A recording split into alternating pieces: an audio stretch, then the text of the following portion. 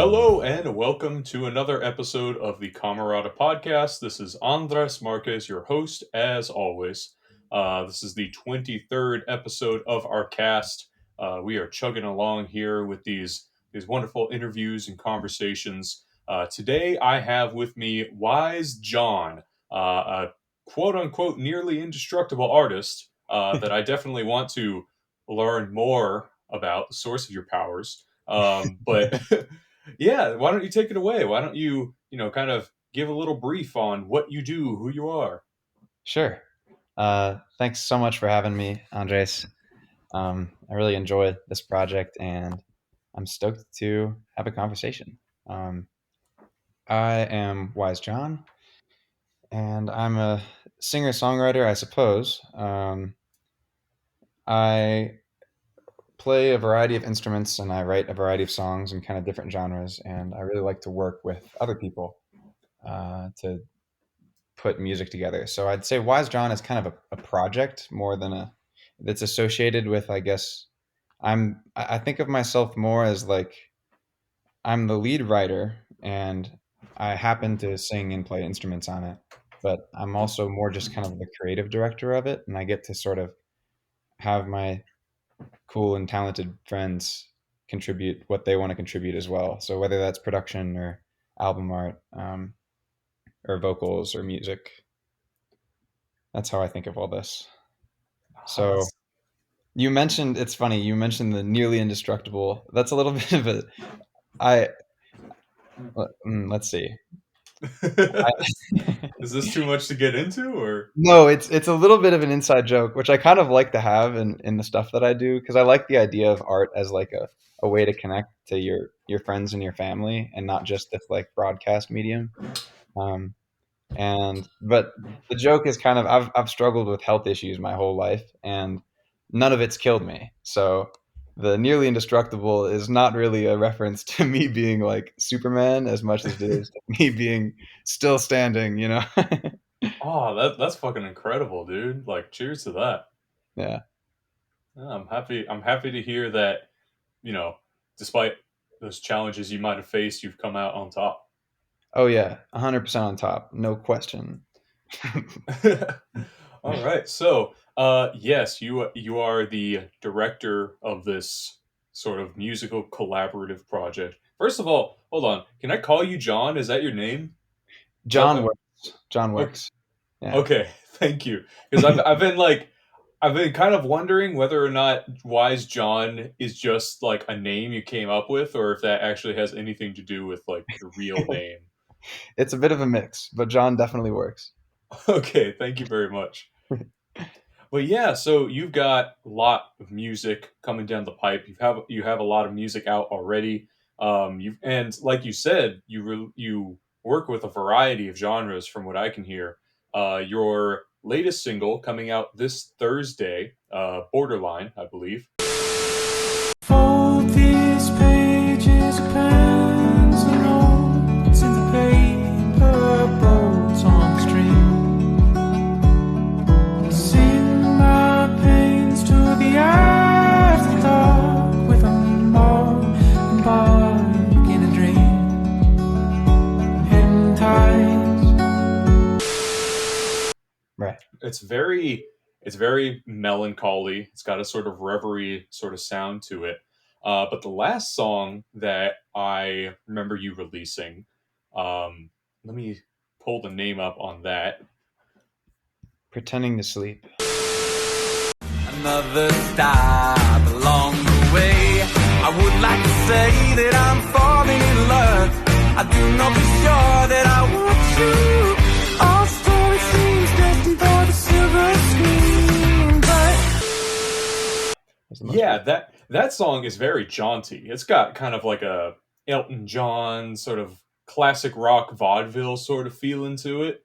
So it's thank you. like you kind of bounce between moods very easily. So I did kind of want to ask, first of all, what other music is coming down the pipe? Are we to expect an album, or is it just these singles?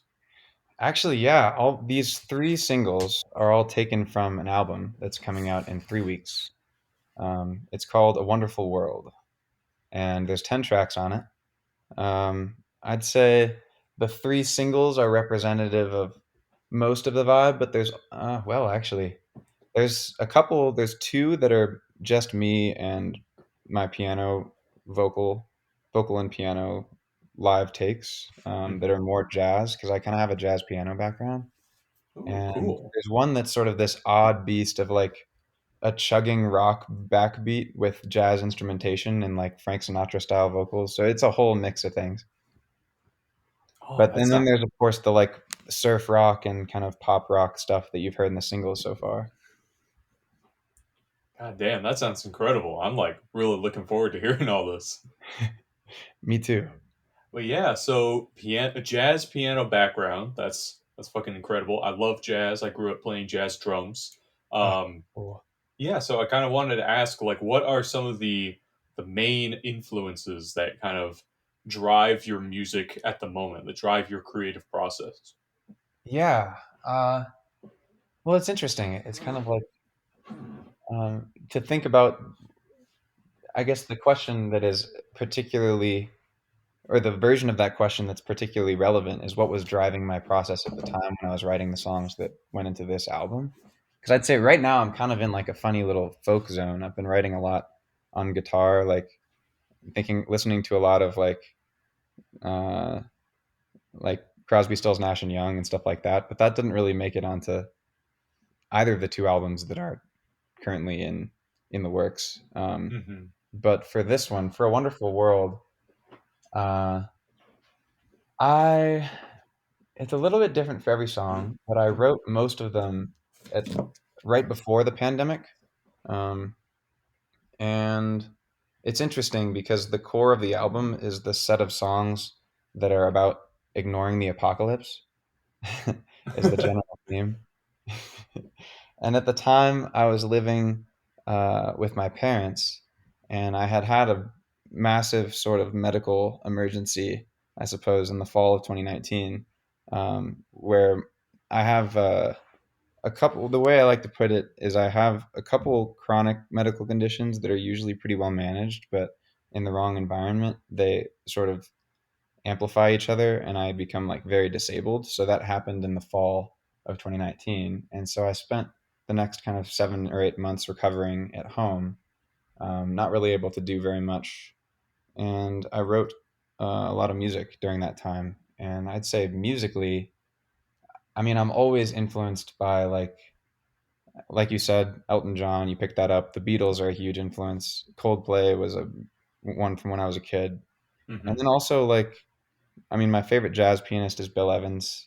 I hope he makes it in there a little bit, uh, but I'm nowhere near the caliber of person that deserves to claim to be able to play his stuff.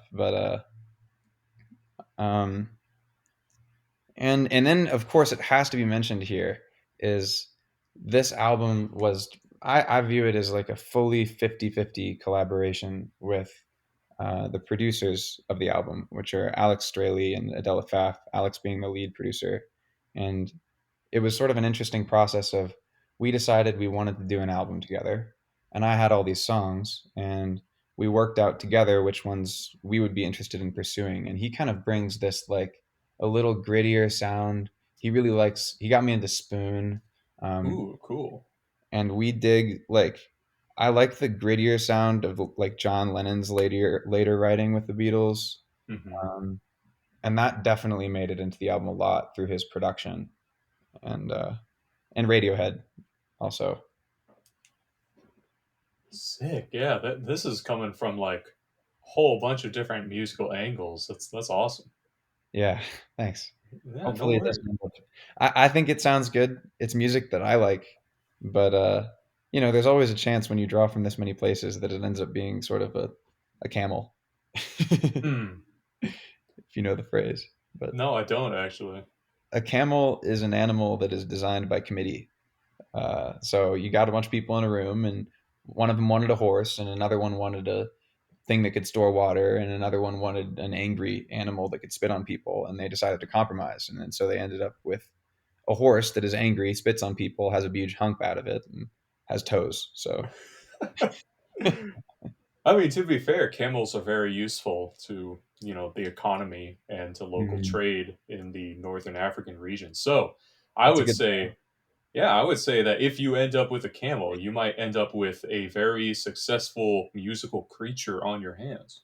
You're right. I hope that my album can help weary travelers navigate the desert of the mind. I love that. That's fucking brilliant. Yeah. So, you said you got two albums in the works. That's pretty bonkers. So there's a Wonderful World coming out within 3 weeks, if I Right. recall correctly. And then is there something coming out like simultaneously, or are you planning for a later release? Later release.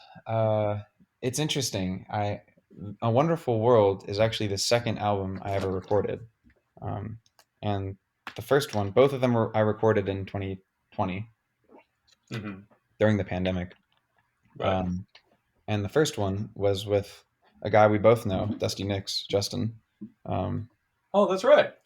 yeah, and Yeah. so Shout we outs went to up. Justin. Huge shout out to Justin. He's downstairs jamming on the bass. I don't know if you can hear him. Oh, I can't actually. uh yeah, so we recorded one. It was at the very start of the pandemic, and we went up to his cabin for a month and a half Hmm. before I was starting a job and he was starting a job, and recorded the first one. But the pandemic kind of kicked both of our butts in terms, especially him. He had some sort of stuff going on in his life and had to put the album on pause, and in the meantime I recorded the other one. um so I guess I'm a hoe. My goodness. I've heard that like expression way too often. Like that started in fucking high school for me. That you're a hoe. Yeah, playing in three different bands. Oh, totally.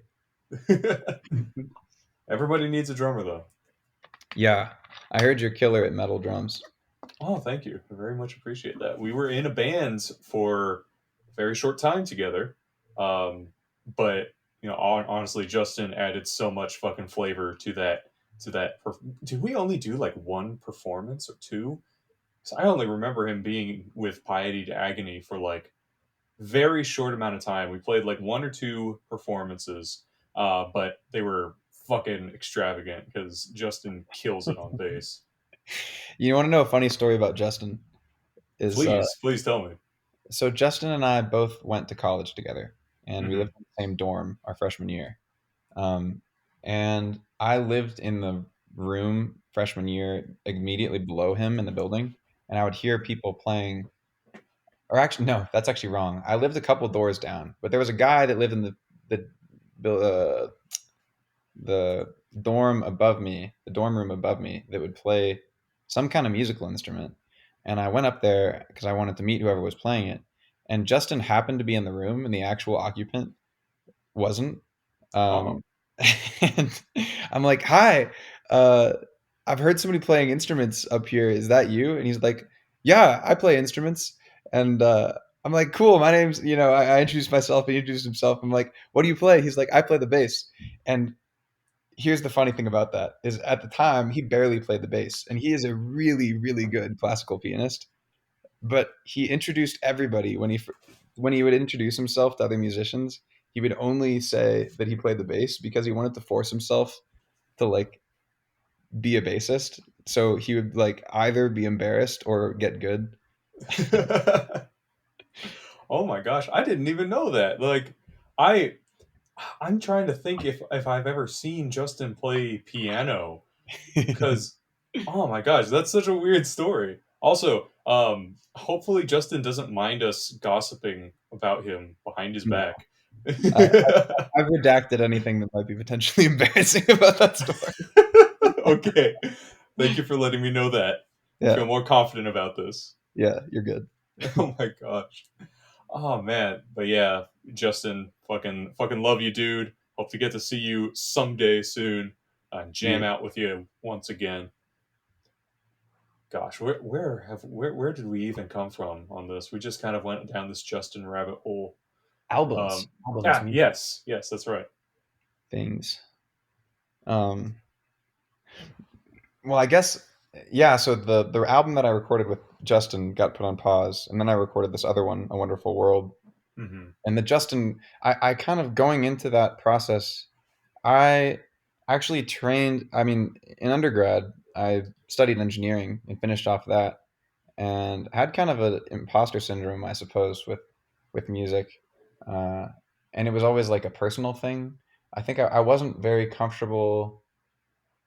It's not that I didn't enjoy performing; it's that I always felt like I needed to write and I needed to play for myself, but Hmm. everything else was ancillary, like learning to produce, which I'm to this day only good enough to talk to other producers and tell them what I want. uh, or like performing stuff. I guess it just wasn't my focus at the time.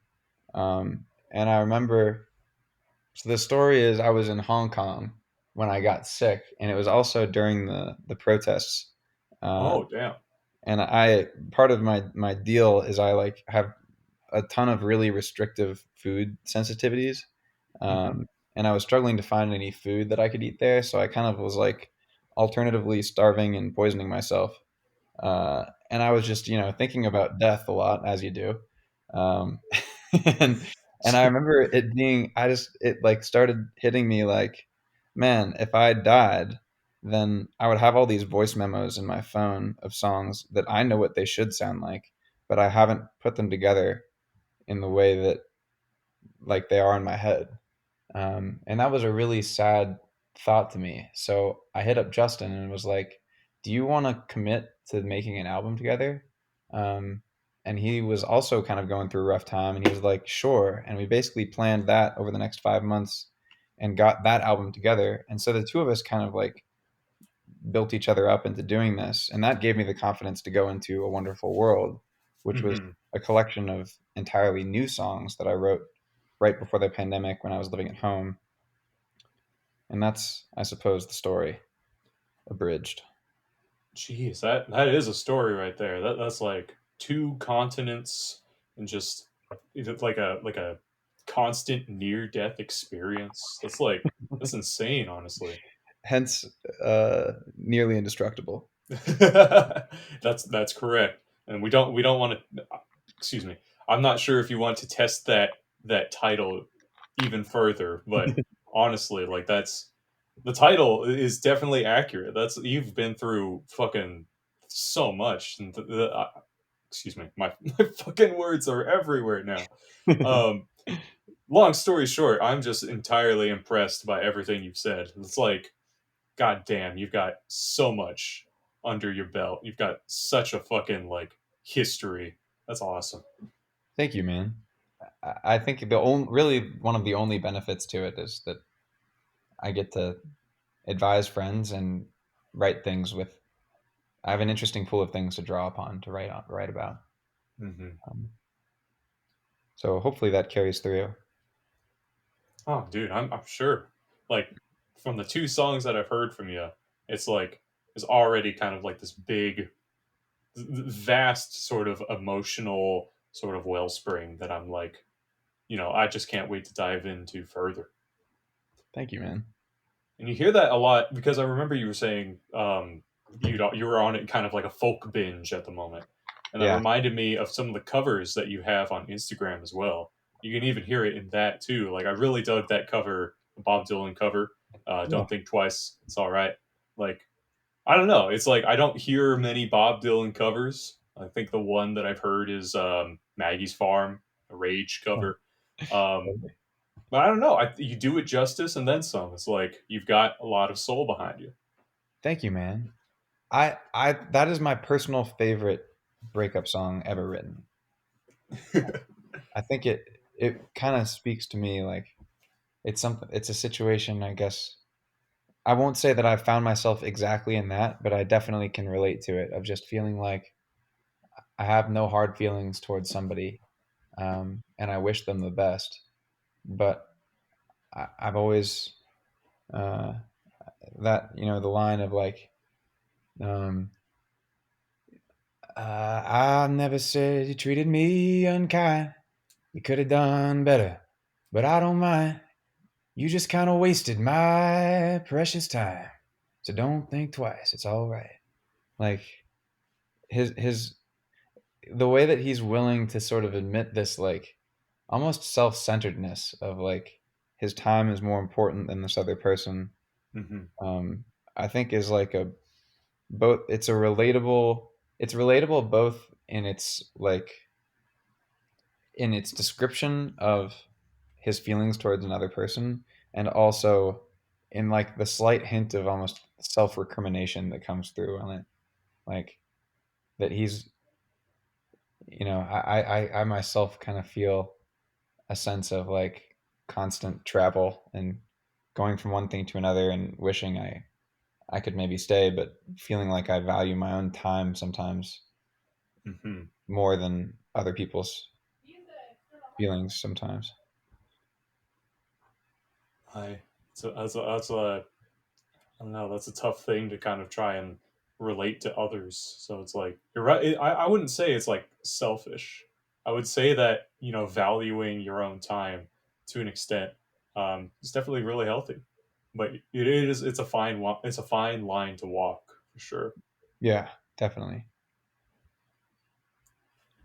Ah, sorry, cracking my neck. Yeesh. This is gone places. This is a very somber moment we've reached upon. Yes, let us meditate upon our rock before moving down to greener fields. Hmm. Let's see. What green fields? Do you have any green fields you'd like to tread upon conversationally? I did want to. I was thinking of asking earlier, but the conversation kind of took us elsewhere.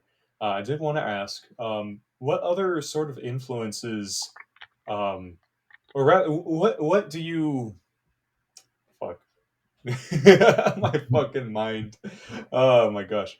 In any case, what do you enjoy that really influences like how you feel about your life? Like, are there things outside of music that you would say kind of like lend to you having a more enjoyable experience overall, things that inspire you beyond songs and musical artists. It can be anything. It can be another art form. It can just be like you know walks, a daily walk. What is it that kind of like adds to the facets of your passion? Yeah. Uh I I mean, these are questions I'm asking myself a lot right now. Hmm. I There's a lot that I enjoy.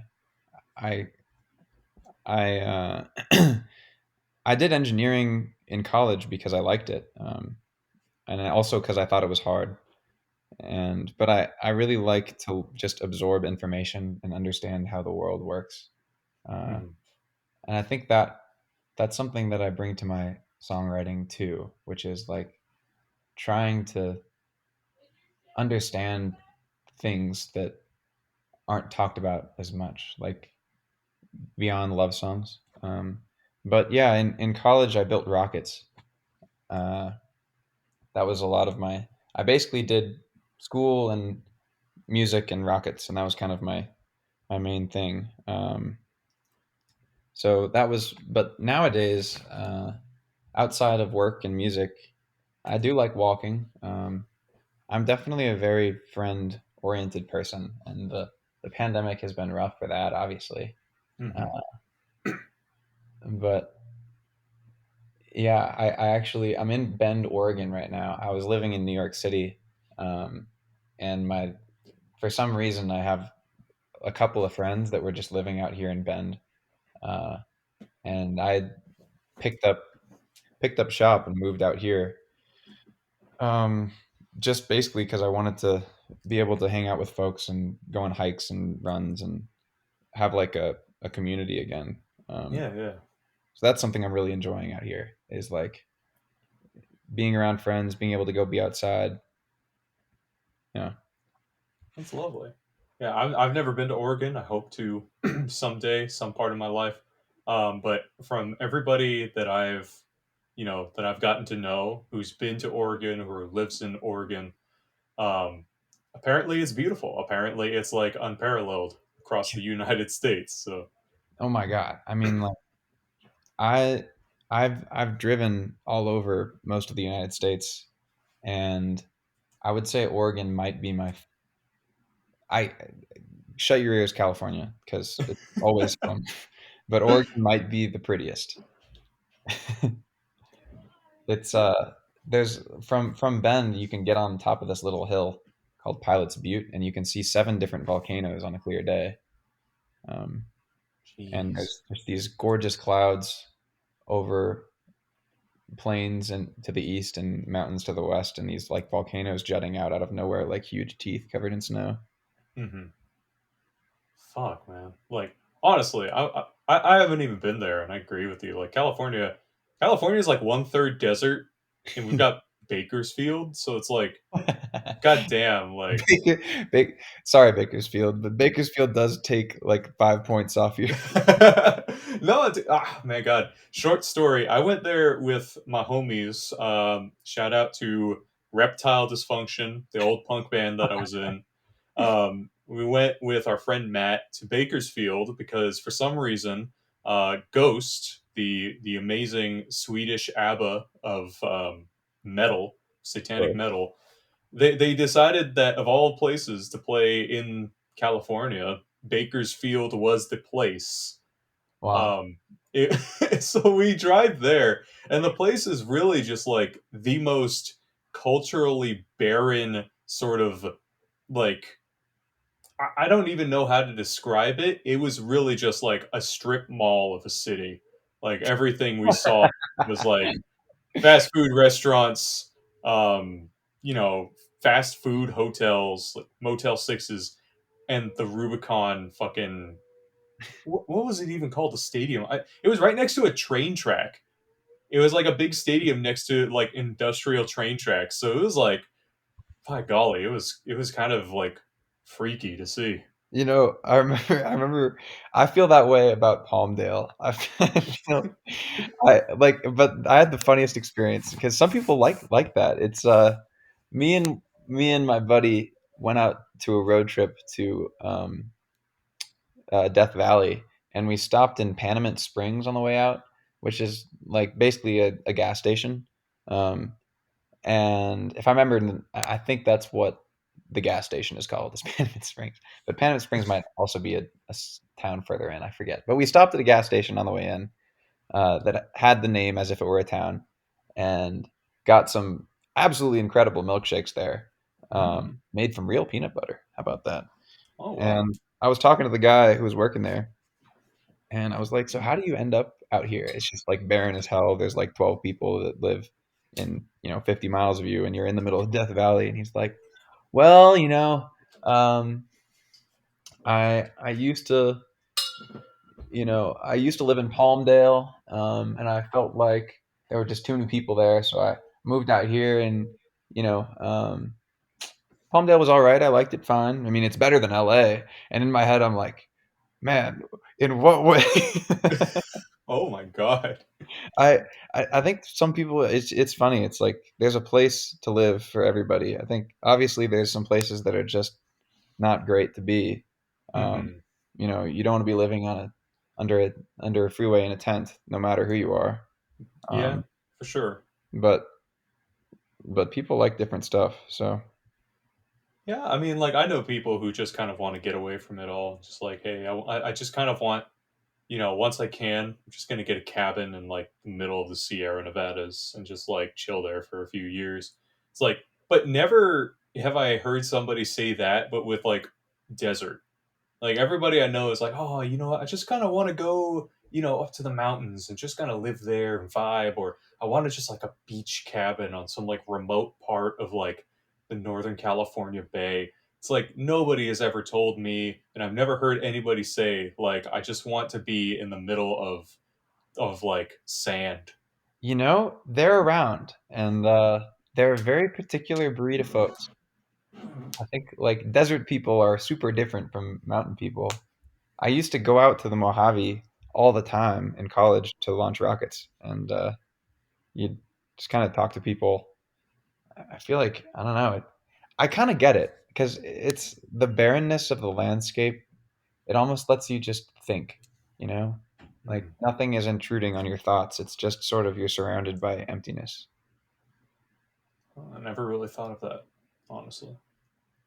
I mean, I'd have to. I can't knock it before I try it. So definitely got a point there. It could offer some sort of mental solace for somebody who might be overstimulated, such as myself. So I Same. am now interested in the prospects of a desert.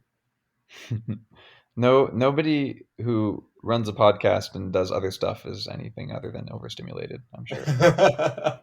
Oh my god. Today, I feel like everything I did today would be good if I could spread it out over 1 week. Oh Like, man, that's so like relatable. my gosh, I'm hoping that someday I could just kind of like just de-escalate from my numerous engagements, and just even for like a week, just like take 1 week to lie in bed and decompose for a bit. Yeah, yeah, absolutely. I'm sort of, I definitely have been grappling with that lately. But I think it's also funny because when I don't know if you have this, but when I do finally get free time off, I feel like I'm very quick to schedule it up. Um, and if I do leave myself alone for too long, then I'm like, okay, I'm ready to go. I'm ready to do stuff. Like, That is the feeling. That definitely happens every time. I want to be able to rest, but I won't allow it of myself. I hope to earn peace in my old age. I hope to reach old age, and I hope to someday get a feeling where it's like, okay, I've done enough, and like sit back in my rocking chair and maybe have some grandkids. And I'm looking forward to that. I think that's going to be good. Oh, same, dude. Like man, that just makes me like kind of yearn for not old age, but at least some sort of state where I feel satisfied with what I've done or what I'm doing. Not Oh, that this isn't like so much. fulfilling, but it's just, I don't know, it just doesn't feel like enough, and I'm not sure when enough will occur. Dude, I wrote a song about that recently. Um, it's in that like folk vein I was talking about. Hmm.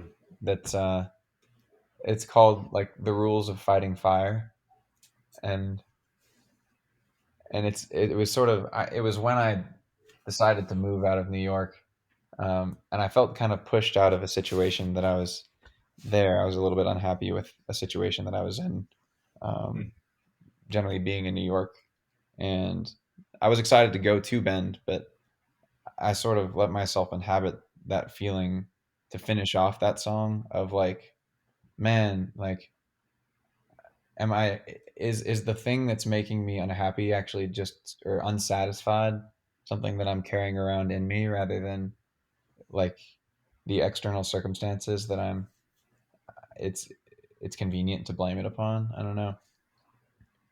Like, or I suppose the lyric that I had at the end was like, oh gosh, I might need to grab the guitar to remember it, but I don't know if we'll put it on the show.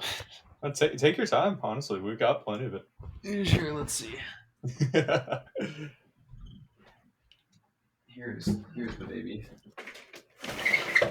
It's the baby. Let's go. Let's see. It's like I'm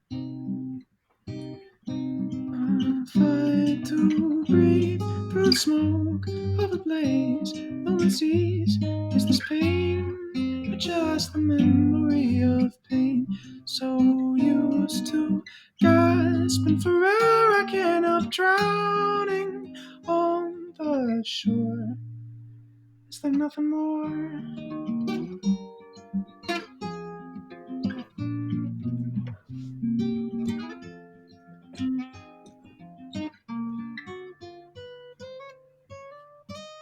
Yeah, it's that. It's the like so used to gasping for air that I can't help drowning on the shore. Like thinking about, am I just like lost in? Am I just used to feeling unpleasantness, even though I'm actually in a great situation? You know. Well, that is a good question. Honestly, it's like I don't know. I question my own sort of. Yeah, I will say I'm very privileged to live the life I live, to Same. have the opportunities that I have, and to have the resources that are at hand. Um, I suppose like I'm content with that fact of life. I just there are other facets of life that are both within my control to an extent, and outside of any individual's control, um, that that really bug me. And I guess that's kind of like, because you were talking about like, excuse me, you're talking about how like, I'm sorry, my mind is like, we're gonna cut all this out. There's gonna be like a minute of just unused me stumbling over words. but We'll fix but it. yeah, I'll fix it in post. But yeah, you were saying that like basically whether the situation that you're in, whether it is yourself that is like the source of this, how do you say, of this discontent, or Yeah. outside forces, outside like factors. And I feel like in most people's cases, it's a good combination of both. But like at the end of the day, this world that we live in, especially for creative folks, for artists and people who have that sort of mentality and who want to apply that to a quote unquote career, I feel it's very much leveraged against you in the fact that you're vying for people's attention. Mm, And suffice it to say, attention is a very it's limited. It's right. limited to the amount of people who can access these attention disposal applications or devices, and Right. is limited to how much time people want to put into giving someone their attention. So it's like, I don't know. It's like I will always say like I'm not working hard enough, or I'm not like, I'm not doing these things that will, trip the algorithm towards my favor. But at the end of the day, it's also the fact that like, as an artist, as a creative person, and as, part of the working class, like that sort of weird level of financial comfort, of like financial stability, is far more unattainable, than it was at any time in history for people of my ilk. Right. Yeah. Right. Like feeling, it's such a weird mix, like money and art, you know? Hmm. And also just the fact that the thing that art is an attention economy, really. And the fact, like you say, and the fact that I forget who said this to me. Somebody said this to me. No one is ever going to care about your music as much as you do. Like, I feel like that's important. It's like a hard, kind of sad fact, I guess, that Hmm. that's good to remind yourself of. Like, ultimately, I don't. I think you'd have to be just like you'd have to be nuts to do this and not love it for itself. Oh, sure. Either that or just completely like cynical, Oh, just completely like balls to the wall. I'm only in it for the money right. kind of mindset. Yeah. And then that's how we end up getting the people that message us on Instagram, like, but 5,000 likes for only $2 Oh, with. oh my god. Oh, like I'm not sure if you've seen any of the Camaradas posts. Shout outs to like all of the bots that will message me like 1 millisecond after a post reaches the feed. Right. It's like it won't even be like a second before I'll get notifications like, "Hey, somebody commented on your post," like DM exclamation mark, and then their fucking tag. And it's always like sometimes the funny ones are the ones that like they make like a vague gesture at sort of being a person and not like a faceless spam account. Like their bio says something like mother of children. Oh my god, But it's yeah. got like no photos and they've like 0 followers and they're just commenting on everything. I think my favorite example of that was somebody commented on my post, and they're like, "Hey, this is awesome! Like DM here for promotion." It's like the first sentence was Oh, almost human, oh, um, but which then makes I it saw worse. huh? Which makes it worse because you look at it like, thank you. Someone thinks it was. Oh, Yeah. I saw the account though, and that was the funniest thing. It was like the profile picture was one person, a woman, blonde woman, maybe about like early 30s. And then every picture in her feed or their feed, there was about like 8 or 9 pictures, all of different people. There were no descriptions, but all of these people looked somewhat similar to the profile picture. So I'm thinking, is this just like some very like meta bot that was just like, hey, put like 8 to 9 pictures of very similar people just to try and convince people that you are a single entity. Right. It just like looks through Google search for blonde people. Oh my gosh. That's the best thing about technology is like it can be used for such like beautiful, like life-changing and life-mending purposes. Like I'm as much as I will rag on the state of humanity, I have huge hope for, our future. But it's also very amusing to see when people are like, we have this technology that could like connect people and can bring people together. I'm just gonna create an algorithm. I'm gonna create this like bot that's just gonna spam the fuck out of people on Instagram. And like I don't even think those people like are active on their accounts. I really just think it's bots at this No. point. Oh, for sure. Yeah. You definitely hit upon a passion point for me of like responsibility in engineering and Hmm. the frequent lack thereof. And I also think a lot of people, even the well-meaning ones that are involved in technology, like, it's that classic adage of like, if you have a hammer, everything looks like a nail. You know, Hmm. the way I view it is technology never fixes any like fundamental underlying human problems. We'll never fix any of them with technology. We just sort of like enable ourselves to do more with what we have. And and I don't know. I think there's a funny characteristic of the tech bubble and the optimism of surrounding tech in the early 2000s, which was just this sort of like all these tech companies started to advertise themselves as almost like these saviors of the human race. Like Google was supposed to usher in this utopian future of information retrievability, and Facebook was supposed to bring us all together. And I think we're definitely now living in a bit of a hangover from that wild night of thinking that technology fixes social problems. All it does is it gives us tools to fix or hurt ourselves. Hi.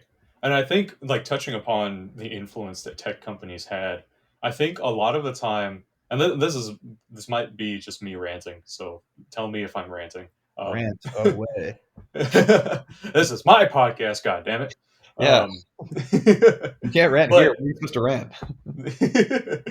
but I feel like I will see a lot of people kind of place the blame on just the average citizen when it comes to stuff like, oh yeah, you like you're using social media too much. You're not recycling. You're using too much water. You're like Right. there's a whole bunch of things that I feel are placed.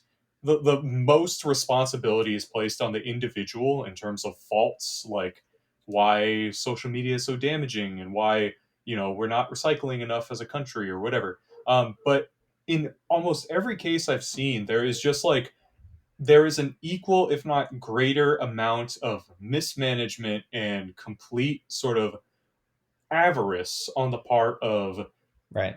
how would you say, government organizations and corporate organizations. Like you'll see people who are like, oh, you have to stop using so much water during the summer. It's like that's not going to stop like the most of California's water is used by corporations and by the American military. Right. And like most of America's pollution comes from American corporations and the American military. It's like there is only so much blame that can be placed on the average citizen, and like that I feel like that is one of those things that I kind of like it really stresses me out because there's only so much that the individual or even a small community can do when it comes to their influence on the world as an ecosystem and the world as a functioning unit. Right. It's it's stressful, and it's also very much like an uphill battle when you want to try and work with other people to try and improve situations that are actively being that are actively being unimproved. Is that a good word? Yeah. Yeah. Actively being unimproved by, leading power units in terms of political and economic ability. Right. And definitely, I have so much to say about that. I mean, first of all, I agree. We're, I think I think from every side lately, there's been sort of this like um, almost I think people don't think that leadership matters as much as it does. Mm-hmm. Uh, like I think on one side you have, for instance, my dad voted for Trump, and I love my dad so much, and so I'm not, gonna ruin our relationship over that decision. I argued with him about it for a bajillion years, and then he ended up doing it twice. And for him, he hated the guy, but he just felt like he like distrusts democratic policies, um and so he felt like the leader, the person didn't matter, but the policies did. Whereas for me, I mean, I don't agree with. I mean, it's easy for me to say because I'm not going to be a Republican. I'm not voting for that ticket anyway. But Mm-hmm. I also think that like leadership, just as like people are always going to be needed to like show the way. I think. I Mm-hmm. mean, yeah. So I don't know. I think we definitely live in an era where it's like so many of the tech folks, they have more power than leaders of most countries, and but they've like fully abdicated any sort of like civic responsibility for what they've done until enough people have yelled at them or stopped using their platforms or hurt them in the pocketbooks, for them to kind of do something. I think Right. when Bezos left the CEO-ship of Amazon, I think he just kind of realized like, wait a second, I have basically I can spend the U.S. dollars like monopoly money, and I have these puny senators yelling at me. I don't need this anymore. I can just buy a 3,000-foot yacht and put my other yacht on top of it, and never have anybody talk to me ever again. And like, I don't know. I hope that I hope that the world, I think everything is always cycles, and hopefully we'll start swinging the pendulum back towards people will be like, okay, it really matters what type of person is in charge. But I also think to your point about, um, you know, what an individual person doesn't matter, or that's a wrong phrasing of what you put. It's more just like it's so silly to put the blame upon like us kind of normal folks when our contributions are individually so limited. And I agree with that. A friend of mine sent me this podcast that I really like called Philosophize This. Uh, and she specifically sent me the episodes about Simone de Beauvoir. And I'm going to paraphrase this really badly, but one of the things I think this is something that this is maybe me combining her with something that another friend of mine said, but like I think that ethics and morality are almost like an immune system of the soul in the same way that our immune system protects our bodies. And Mm-hmm. that, if you sort of surrender to I can't make a difference, I might as well do whatever I want. Maybe it doesn't impact the world very much, but it does impact you. Like I think everything that you do affects the person that you wake up as the next day, and it's hard to be a happy person when you haven't made your bed, metaphorically speaking. Right. Or literally speaking as well. Yeah. I guess tell that to me sitting in my completely not made bed. Oh my, I'm gonna have to kind of not necessarily cut it short, but I'm gonna have to kind of log off in a bit. I do want to say regarding what you had said about the individual contribution. I think that the individual's power lies within being educated about one's surroundings and about the issues that affect the community all the way up to the world, being educated in that sense and just having the courage to speak out at blatant injustice and to speak out at attempts to try and erode the future of humanity for a quick buck, as it were. I Right. think that like the individual human, like the average citizen, me, you, we can't like just go to the White House and just tell them to stop. We can't tell Mhm. them like, "Hey, please stop sending arms to different governments that are committing war crimes, Right. and please stop, you know, polluting endlessly and supporting companies that pollute endlessly."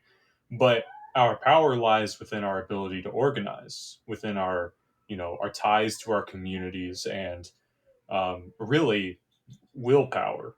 Because I've seen groups that have done like things that people would have once said are a waste of time, or even impossible. Like I see, like especially during the pandemic, that's when that shit came full force. I've seen groups doing mutual aid, just kind of like, constantly going out to these areas of impoverishment and just doing their best to, provide resources, food and shelter and water and clothing. I've seen people who are like doing that at prisons. People will be released from a prison with really no resources and nothing but the clothes on their back.